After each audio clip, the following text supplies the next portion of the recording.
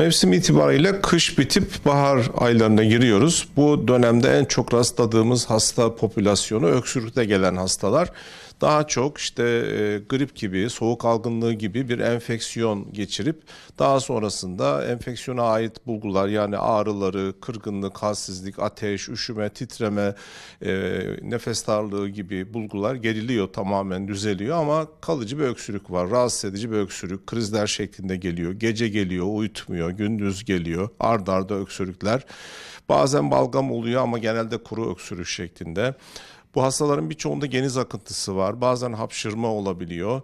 Baktığımız zaman bu tür öksürüklerin sebebi daha çok enfeksiyonun tetiklediği alerjik bir zeminde ortaya çıkan vakalar olduğunu görüyoruz. Bazılarında önceden astım teşhisi var ya da alerjik nezle teşhisi var.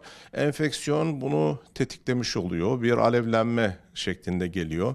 Ya da işte alerjik nezlede bir semptom artışıyla gelebiliyor. Ama bazılarında önceden böyle bir teşhis de yok. Yani alerjik nezle ya da astım teşhisi yok.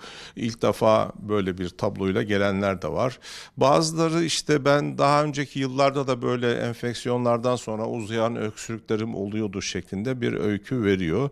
Genelde bu vakaların çoğunda aşırı duyarlılık dediğimiz bir olgu söz konusu.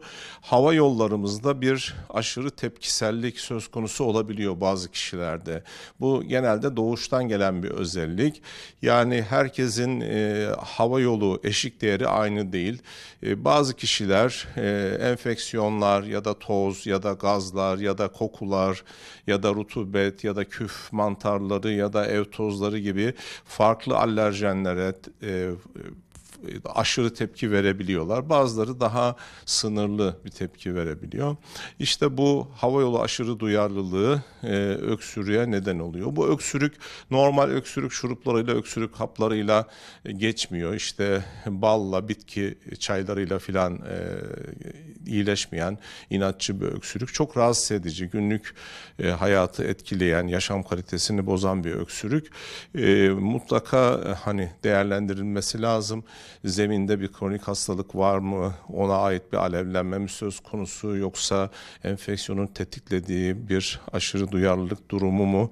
Bazen de işte farklı bir patolojiyle bu öksürük karışabiliyor. Yani baktığınız zaman mesela kalp yetmezliği vakaları öksürükte gelebiliyor ya da bir akciğer kanseri olgusu öksürükte gelip o teşhisi koyabiliyoruz.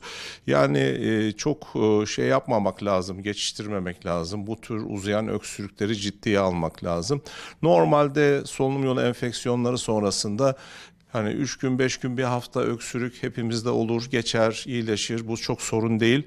Ama eğer uzuyorsa, 3 haftayı geçiyorsa, hele 8 haftayı geçen kronik öksürük dediğimiz bir forma gelmişse bunu mutlaka araştırmak gerekir, sebebini bulmak gerekir ve iyi bir tedavi gerekir. Yoksa hakikaten sorunlar çıkabiliyor.